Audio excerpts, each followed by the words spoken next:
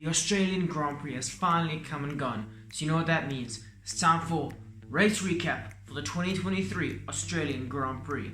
On lap 1, George Russell would overtake Max Verstappen to take the lead of the Grand Prix into turn 1. Lewis Hamilton would follow suit and would actually overtake Max Verstappen for second place. Unfortunately, also at turn 3, Charles Leclerc was slightly forced into the gravel with slight contact with Lance Stroll, meaning that he would be beat in the gravel and he would DNF from the Grand Prix. So the safety car would be brought out once it restarted.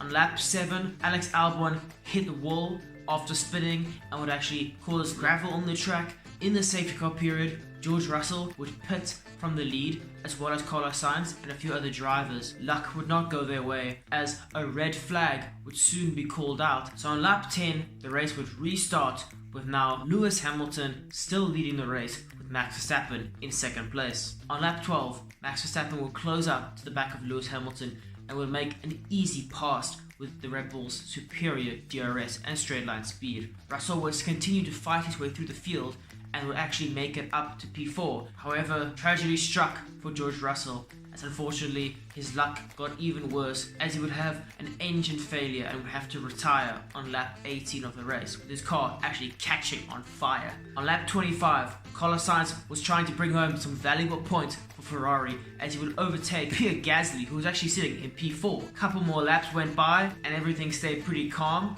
Verstappen was leading comfortably, but then the drama began, as Kevin Magnussen would actually hit the wall exiting turn 1, and his tyre would actually explode and fly off the car. This would send debris all over the track, and interestingly, the FIA opted to call out the red flag, with there technically being only 2 or 3 laps left of the race. This would mean there will be a 2-lap sprint to the end of the race. On lap 57, the race would restart and carnage would ensue.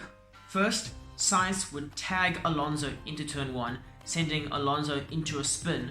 Pierre Gasly would go wide and then cut back on the track and would actually turn in on his teammate Esteban Ocon, crashing both of them out of the race. The race would be red flagged once again, but then there would be a lot of confusion over how the race would be finished, seeing as not all the cars had made it through the first sector. However, the FIA would finally come to a decision that the grid order would be reset to before restart, meaning that Fernando Alonso would be put back into P3. However, Carlos Sainz would actually receive a 5-second penalty for having crashed into Alonso, meaning that he would be out of the points at the end of the race. So, after all that drama, Max Verstappen would come home to win the Australian Grand Prix, with Lewis Hamilton taking his first podium of the year in P2.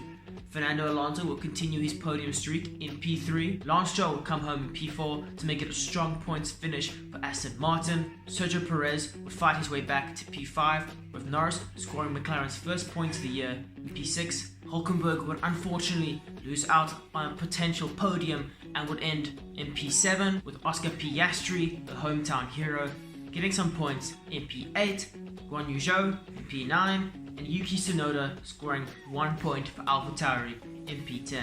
So, what are the main talking points from the 2023 Australian Grand Prix? Well, Max Verstappen continues his dominant streak with 2 wins in the first 3 races. Mercedes have a surprise resurgence, being potentially now the second quickest car. Aston Martin continue to have their incredible consistency, with their drivers finishing P3 and P4. Ferrari's woes continue, as Charles Leclerc has his second DNF in 3 races, and with Carlos Sainz's penalty, that would mean 0 points for the Italian outfit. Well, that's everything that happened in the Australian Grand Prix. Hope you enjoyed it. Got quite a long wait now for the next race in Baku, which is 4 weeks, but I think we can all use a bit of a rest from all of that drama. Hope you've enjoyed this race recap. See you next time.